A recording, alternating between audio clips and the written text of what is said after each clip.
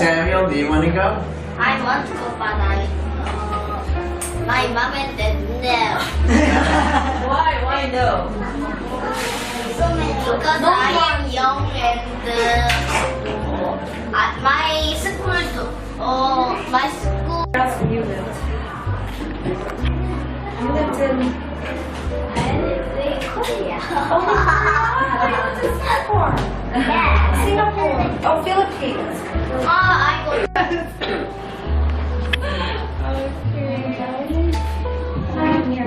Only in Korea. Have you gone to another country? Yes. Yeah. Japan. Ella. What is your name?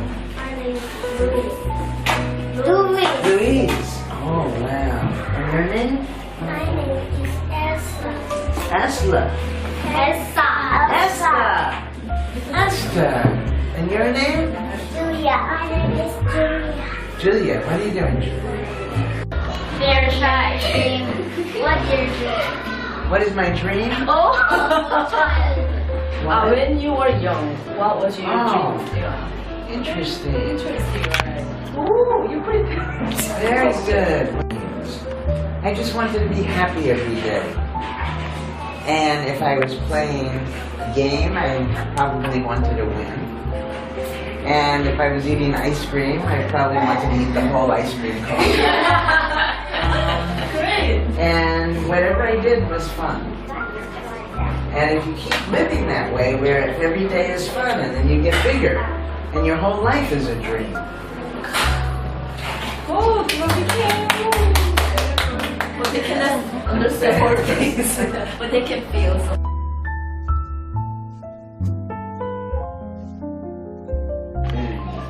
Yeah, your logo is here. Nice. So, starting the blueberry and some of the so let me just place it right here. We can barbecue party. Yeah.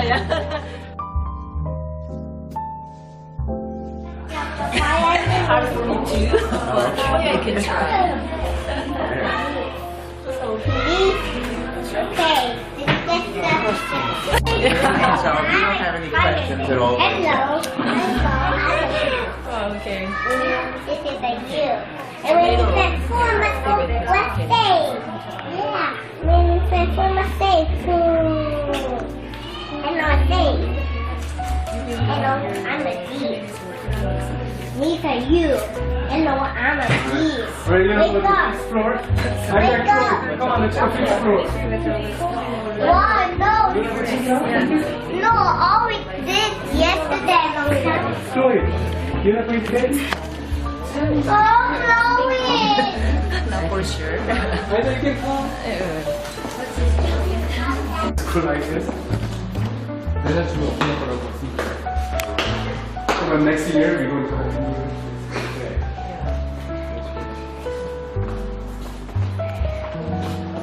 Alright. Let's do it.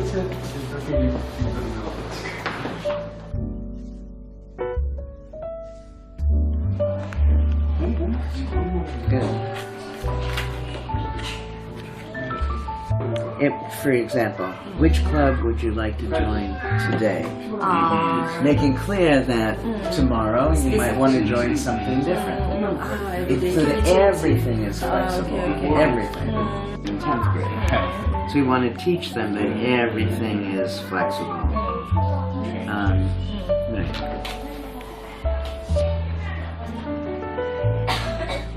A lot of time learning English skills. Yeah. So I don't think it's a good thing, but I think the basic concept is why, if that's a reality, why learning English, we can also learn something else together. Yeah, right. And if we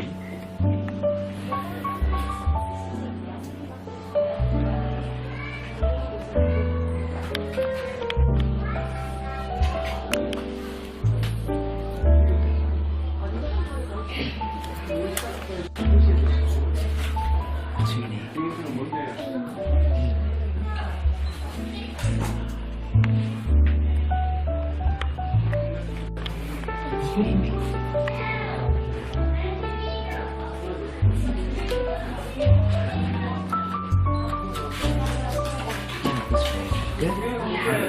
What's your name?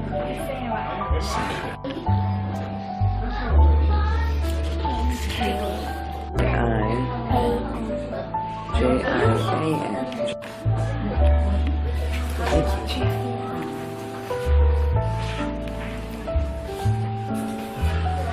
What's your name? My name's Jade. J-A-D-E? That's easy. Mindfully yours. My handwriting is terrible. My pleasure.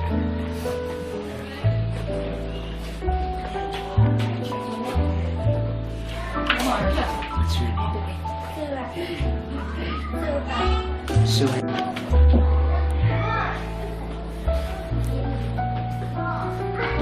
Thank you, Sue.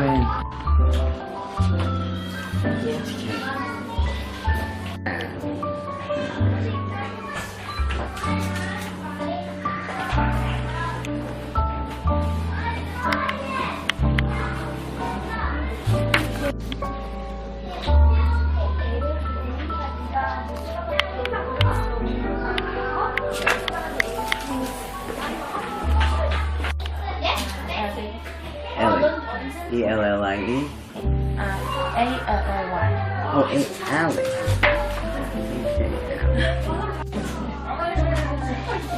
Thank you.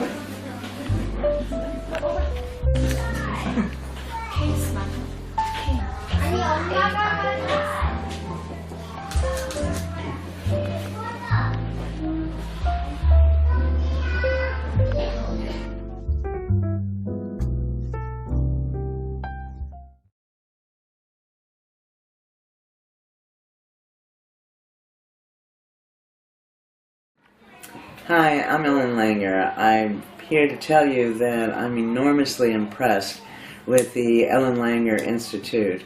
This is a possible opportunity for young people to come to learn how to be mindful at the earliest ages, to set them up for a lifetime of success and happiness. The work that Della Park has done here and the teachers that I've seen while visiting today are enormously impressive. The Institute itself is amazing in so many ways. The most important thing for me is to come back periodically and to make sure that my theories can keep up with all of the good work that I've experienced going on here. The children are happy, they're healthy, they're excited about what they're doing, and all of these are the hallmark of a mindful education. An education where people come to see that learning is fun, that being generous, loving, and kind to people is the most natural way to be. And all of this then leads young people to grow into very successful adults. So I'm proud to have this school have my name, and I thank Della Park for all of the work she's put into making this a success that I know it's going to be.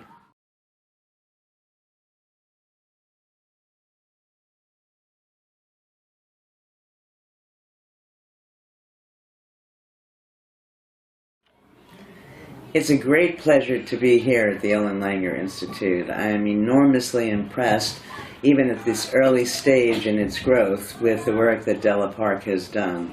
I look forward over the years to see a school where young children are taught how to be mindful from the very earliest years, to lead them to be adults that are giving, generous, loving, and happy in ways that most people around the world don't get an opportunity to be. And it all starts with an early education showing children that there are many ways to be successful, that there are many ways to be happy, and that much of this leads us to be less judgmental of others and to go forward and do the work at hand with a smile and actually make it fun. This is a wonderful venture, and I'm very, very pleased to have my name attached to it. Thank you.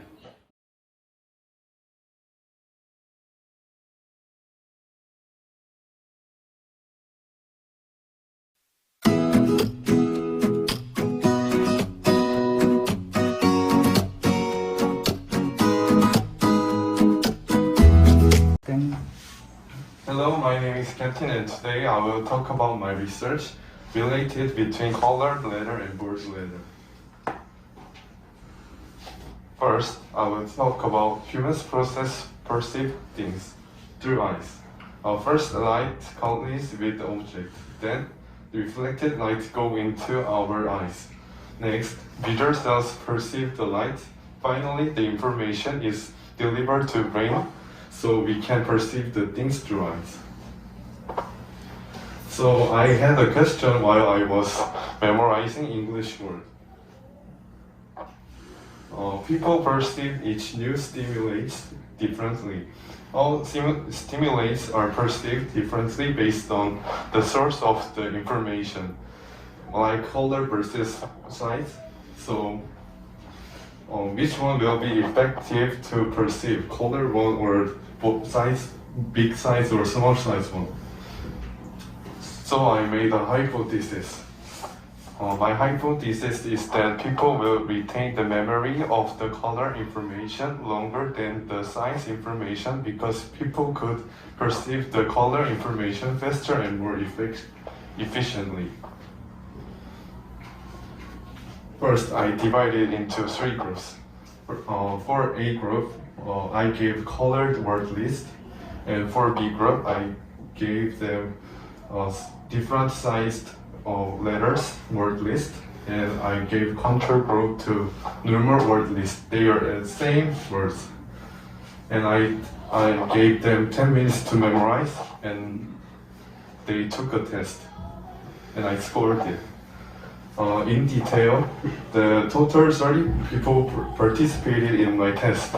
I gave them the same 10 words to all groups.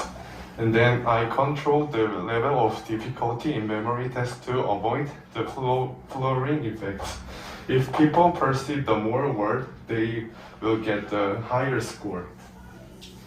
There is one more experiment, reading test. For A group, I gave colored one reading test, and for B group, I gave them bold letter reading text.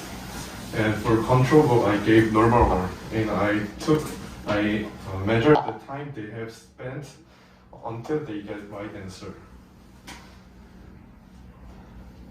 In detail, the people of each group is same as the group of vocabulary test.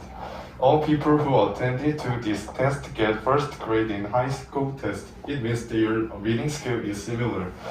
If color and size attracts people, the slower they will solve questions. So the result is like this. In color group, they get 7.4 points in vocabulary test. For size group, they get 6.7. For control group, they get 3.5 points. For reading test, color group spent 4.2 minutes, and size group spent 3.5 minutes, and control group spent 2.3 minutes. I made it with graph. So the vocabulary test score was the highest in color group, and the lowest was control group. And the reading test time was the lowest in control group and the longest in color group. So results from both study groups show that color and size affected people's perceiving process. And group which used color to memorize vocabulary word and reading the test got the highest score from vocabulary test, and they spent longest time to solve reading test. That means color is more effective than size to human. In conclusion, my experiment supports my hypothesis that people perceive color and size information differently, and people retain color information longer. And color seems to help you to memorize English words more efficiently. Do you have any questions? Yes. It seems like you also could conclude because you found like to participate in color group, they spend more time, to take longer time to complete. So maybe distraction? Yes, but because the color is so effective to our perceive, so color attracted us, also that made them slower to solve questions.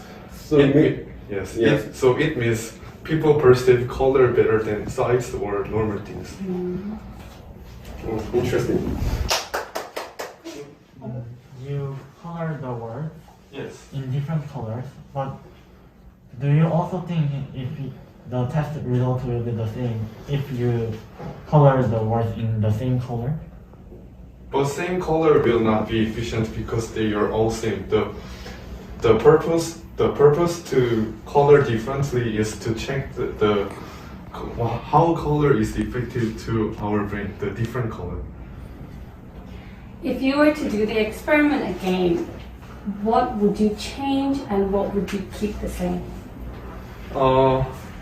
I want more people to participate in my test, but I don't want to change my topics. Yeah. Yeah, so for conclusion, I think we need to be a little bit more careful when you said it more efficiently. Because why? Because your result showed it's kind of slower for color condition.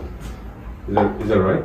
Just spend more time based on your data. It's 2.5, the other one is 2.3, it's control group. So it could be distraction, but at the same time, memory test itself shows a better result. Yes. So you could conclude it's more efficiency in learning, but in terms of speed, not so efficient. So I think you can include that's surprising findings. Right? Using it for enough is the best way to use it. Right, that's right. Thank you.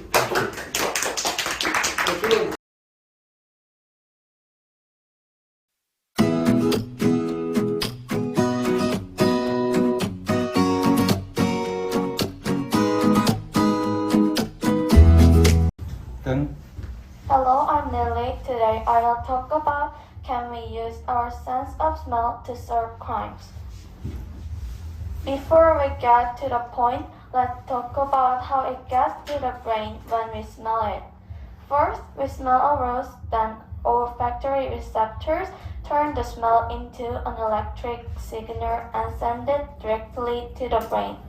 While transmitting electric signals, it passes through the amygdala and hippocampus, which are responsible for emotion and memories, so memories and emotions about them come to mind. Then, by using this phenomenon, can smells be used in crime? For me, based on the scenes that use this smell that I saw in some books and movies, we can use our sense of smell to solve crimes. First, I'm going to explain the Frost effect, explain the experiment of Rachel Hertz and Matt J. Urson using the Frost effect, and present my experiment in a similar way to Rachel Hertz. The Frost effect. It refers a phenomenon in which memories are revived unconsciously due to a special smell, taste, or sound. The word is named from the French novelist Marcel Proust's book, In Search of Lost Time. There is a scene where the main character recalls his childhood due to the smell of dipping snacks in black tea. Next, I will introduce Rachel Hertz's experiment using Proust effect. It's driven by Dr. Hertz's team in 2001. The experiment was conducted in the following order. First, it shows a picture with a specific smell. After presenting pictures and certain smells to people, later remove the picture. After a few hours, they do two experiments. First, they do a survey with no scent, then they do a survey with scent.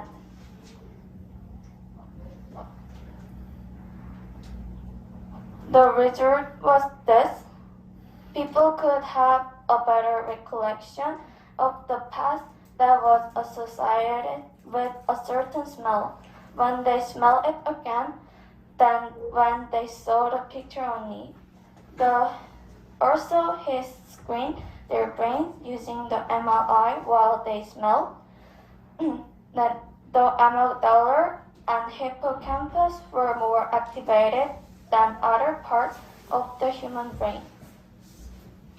셋, 좋아요. Next, I will introduce Rachel Harrod's experiment using Proust effect. It's proven by Dr. Harrod's team in 2001. The experiment was conducted in the following order. First, it showed a picture with a specific smell. After presenting pictures and certain smell to people, later removed the picture. After a few hours, they did two experiments. First, they do a survey with no scent, then they do a survey with scent. The result was this. People could have a better recollection of the past that was associated with a certain smell when they smelled it again than when they saw the picture only. Also, she screened their brains using the MRI while they smelled. The amygdala and hippocampus were more activated than other parts of the human brain. Matt J. Urson also conducted an experiment to prove this. In 2015, he conducted an experiment on whether humans could smell and find the culprit. He showed them a violent video and let them smell a person. Over time, they let 5 people smell and choose who the real culprit is. The participants had a 70% hit rate, so based on his experiments, it's proven that it's possible to find the culprit by remembering the smell itself. I saw their experiments and I did it using by Rachel Harrod's experiment. 30 participants were Ellen Langer teachers, family, and friends. I showed this photo and for scent, I used lavender oil. First, I show a photo for 1 minute with scent and wait about an hour. Then I conducted 2 surveys, first with scent, then without scent. I did an offline survey and I got 8 answers sheet. The result was this. For memories, there was no significant difference in between my 2 study groups, but in feelings, participants were able to describe the scene using more effective adjectives. That is, they described the scene with more emotional terms. This is my conclusion. In Korea, gas collectors and electronic noses are being made. So in the future, we can find culprits by using smells. In other way, it is also used in brand marketing, like scented pencils and tissues. In my experiment, they had similar memories, but most of the time they came up with more thoughts and more details when they smelled it. Discussions and participants from both groups had a similar memories. This result may be due to a small sample size or the level of difficulty in my memory test, perhaps too easy. Future studies may benefit if I improve this part in their study designs. Thank you. Question. What if someone has a condition where they regularly lose their memory? What happens then? What if someone has a condition where they lose their memory? What happens It's then? like Alzheimer or someone who have brain damage. Like it's not improved, but we can use like hypnosis or now like medical system developed, so we can use it. Great. Great.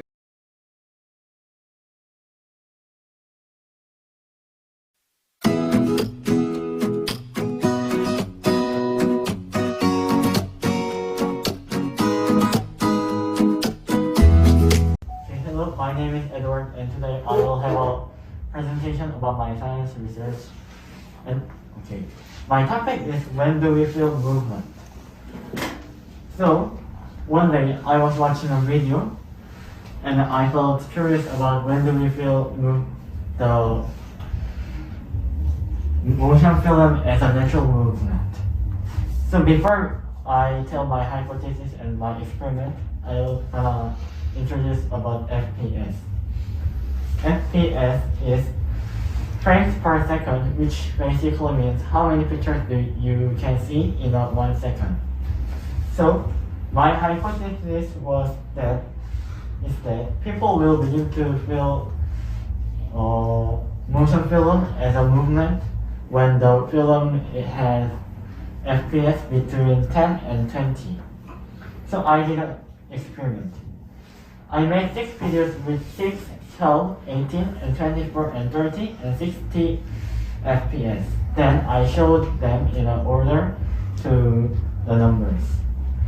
And watching the video, I asked the experiment helpers if the video is natural or non-natural. As a result, I got the graphs.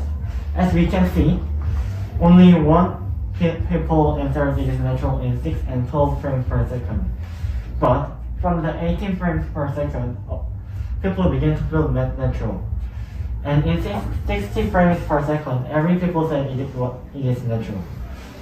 So, as we can see, it seems people feel natural when the video has more than 18 frames per second.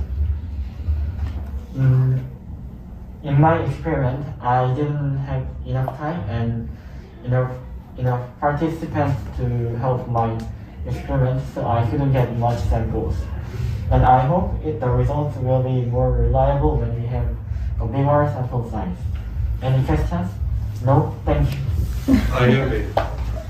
I think the turn of the frame is too big. How do you think about it? But when we have 2 little scales, we have to do like 15 times or much more than 6 times. So I had no choice. Also the starting point of the people when people feels the frame is very good, it means okay, that's it. Sure. Thank you.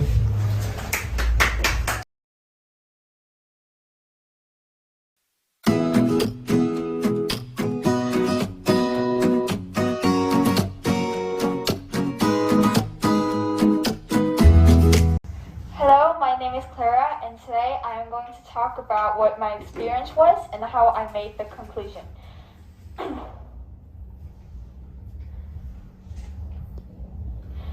So one day I saw an article which titled "Watching video 1 time is more effective than reading the article 10 times." So I was curious if it is true or not, so I started to have an experiment. So my experiment's name is Video versus Article. Why I named this experiment is because I compared video and article to know which one is more effective on memorizing the new information. I made my hypothesis, and like the article which I read, I expected reading will be more effective than watching because I thought people would be more familiar with reading due to our current education system, so reading modes might be more effective than watching video. So this is the progress of my experiment. I divided into 2 groups and had an experiment. The people's level of understanding may vary depending on their age, so people of the same age were included as participants. I selected one video and write an article which has the same contents as the video. After watching and reading it in 4 minutes, I made them answer 10 questions. Okay. So I selected video, and the article was about sexual assault prevention education, which is not really hard but needs a little bit of memorizing. 7 questions were easy concepts about sexual assault, and 2 questions were detailed contents that cannot be answered if participants didn't pay close attention at video or an article. Lastly, one question was not in a video or an article. I had 2 trials in my experiments because I have failed at first. I think the reason of my failure was the difficulty of the test. Video and article were not hard, but also not easy. So the question made discrimination less. The average at first was video 9.1 and article 8.9. There's no difference, right? Then I had second trial. I asked another participants to do the experiment, people who did the experiments before are ineffective because they watched the video or an article twice, so I asked 2 new people. I also changed the questions. I deleted 2 easy questions and add 1 detailed question and add 1 question that is not in the video or an article to trick and confuse participants. The average went like this. Video is 8.6 and article was 7.5. And also, surprisingly, significant differences were revealed in the questions which I asked to confuse. So in video, 60% answered the question was wrong, which I made to confuse people, and article 20% answered the question was wrong. So in conclusion, contrary to my hypothesis, as I saw in the article, video was more effective for memorizing than article.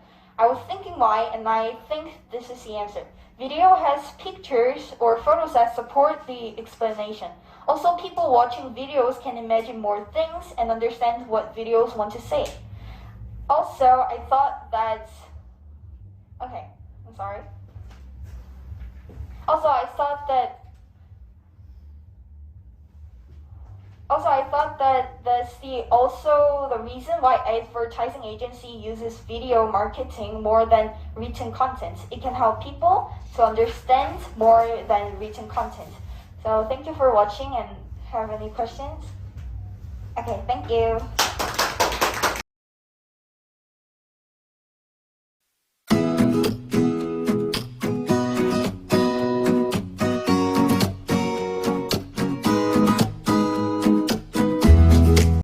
Hello, I'm going to share my research. It is coin flip research.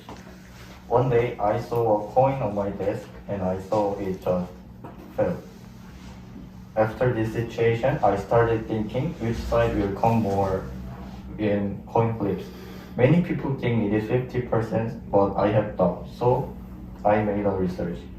If we flip a coin, which side will come more often? My hypothesis was this. The lighter side will come more often than the heavier one because of the difference of each side's weight. To do experiment, I have to analyze data. At first, I wanted to use 500 won to my coin, but I found the better one. It is Chinese money because it has more big difference in front side and back side weight, so I choose this coin. After choosing coin, I have to measure each side's weight. So I stamped each side on clay and I pour a plaster and I made 2 one-side coins. And after that, I measured that two one-side coins weight. A number side coin weighs 5.62 gram and picture side weighs 5.76 gram. It has 0.14 gram difference, so I think it is appropriate. And after I made more detailed hypothesis, the number side will come more often than picture 1 because of the difference in weight. Next, I planned my experiment. I did 200 trials on my experiment and I flipped coin in 1 liter. And I divided my experiment to 2 cases. Case 1, I set coin front to number side and back picture side. I did opposite in case 2 and I tried each case 100 times. This is my result. You can see both sides in both cases, number side comes more often than the picture side. As a result, supporting my hypothesis, the lighter side, number side comes more often than the heavier side. picture side. This is my research, but I did not make my final conclusion yet because I found my new data. It is the law of large number. It is a theory that if we try some trials like flip coin or dice, the more we try, the closer it gets percentage to goes to mathematical calculation. So it means that if we do many times in flip coins, it goes to 50%. After this theory and my test results, I made final conclusion. It is common that we automatically think it is 50% for the coin flip. However, based on my research, flip coin has many chances way different, so in reality, we cannot simply assume of 50% from the coin's toss metaphor. Before I end my research, I analyzed some potential issues of my experiment and I made some future plans. There might be other factors that can depend the experiment. So, for example, the coin has air resistance, and there are potential inconsistency in the strength of power for flipping coins across 30 trials. So I want to improve it in my future plans. Thank you. Any question? Yes, I have a question. So, considering air resistance, the result can be changed? I think it can be changed, so I want to do next time. When I have same experience with yours, I tested my coins in the house with same power like you, but much more heavier side comes more often. Then what does that mean? Oh, I think that's why the large number theory exists. So this called statistically it's called randomization process. So you cannot control exactly what power, but if you do the more and more larger number of trial, it randomizes automatically But across the groups. if you do it in an environment where it is harder, there's a lot less force. So say if you did your experiment in water, the chances of it landing, your power is not, it doesn't work inside of water. Yeah, Because that's there's a good more- idea. You can try inside water because the resistance is different. But at the same time, the condition for both group is same water condition. It's good experiment you can try. But I assume it's gonna be same result. But it's good picture study. All right, any questions? All right, let's go. Next.